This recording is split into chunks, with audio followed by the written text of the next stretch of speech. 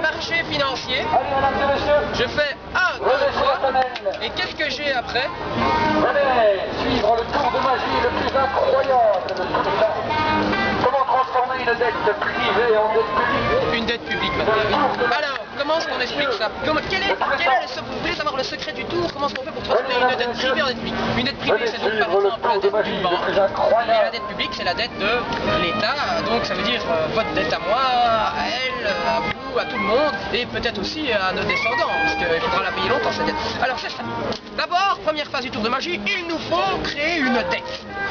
Une dette privée donc. Alors, ben c'est simple. Hop. On s'arrange pour que l'argent des banques et des spéculateurs puisse circuler dans le monde entier sans problème, et grâce à la complicité des paradis fiscaux, eh bien on veillera à ce que ces banques ne payent aucun impôt. Ça c'est la première phase. Évidemment, grâce à ce dispositif, les banques peuvent garder beaucoup d'argent, mais l'argent des banques c'est aussi votre argent quand vous mettez de l'argent à la banque sur votre carnet comment on appelle-t-on encore ce carnet carnet d'épargne évidemment.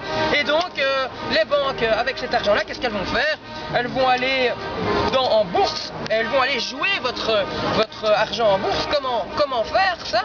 Eh bien c'est simple, c'est ce qu'on appelle le grand casino financier. Elle se dit, oh, je vais spéculer sur l'alimentation, hein. Spéculer ça veut dire on fait des prospections, des perspectives sur un certain rendement, et alors on joue avec des actions, des obligations, on vend, on achète, sans travailler, sans créer de richesse, mais évidemment avec de l'argent comme ça. Allez, on va aussi spéculer sur l'énergie, le gaz, le pétrole, l'assurance vie, aussi sur le prêt hypothécaire, ce qu'on appelait les subprimes en 2008, le crédit et les dettes publiques. Vous savez, pour l'instant on parle beaucoup de dettes publiques sur lesquelles les banques spéculent. Alors là on dit, allez les banques, faites vos jeux. Mais le problème c'est que quand on joue au casino, on ne peut pas gagner à tous les coups. On ne peut pas gagner à tous les coups, donc à certains moments, les banques aussi, qu'est-ce qu'elles font? Elles perdent. Et quand elles perdent, des fois, elles perdent beaucoup d'argent. Et on se retrouve donc avec une énorme dette privée des banques. C'est une dette privée, sauf que les banques ne fonctionnent plus. Et on ne peut pas laisser les banques comme ça, les États le savent bien. Alors que font les gouvernements? Il ne faut pas laisser les banques dans la mer, on peut dire. Et pourquoi? Parce que vous avez votre argent à la banque, hein. Si les banques s'écroulent, tombent en faillite, vous perdez tout. Donc les États, qu'est-ce qu'ils font? Ils prélèvent sur les marchés financiers de l'argent pour renflouer les banques, aider les banques. Et là, c'est la phase la plus importante des critiques du tour de magie. 1, 2, 3, on transforme la dette des banques, dette privée, en dette publique, la dette de nous tous. C'est catastrophique, regardez, une énorme dette publique qu'on va devoir payer pendant longtemps en se serrant la ceinture, et les générations futures avec ça. Alors comment est-ce qu'on fait quand on en est là? On fait de l'austérité de la rigueur, madame. On fait de l'austérité de la rigueur, alors qu'est-ce qu'on fait? On lève des impôts, et comment est-ce qu'on lève des impôts? On prend un petit peu aux riches, hein, et aux revenus, parce qu'il faut faire attention de ne pas avoir une minorité dominante en colère. On prend beaucoup aux petits et moyens revenus, c'est la majorité, ils ne s'en rendront pas compte, hein, c'est la plus démocratique.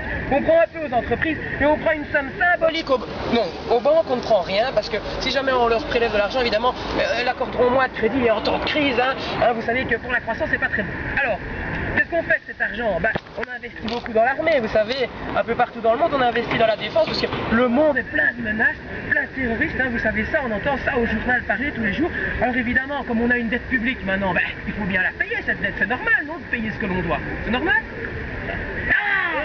Alors allez, hop là, on en met un petit peu pour la dette publique, et puis un petit peu pour la santé, un petit peu pour l'éducation, un petit peu pour les retraites, parce que un petit peu à chacun ne fait évidemment de mal à personne, évidemment.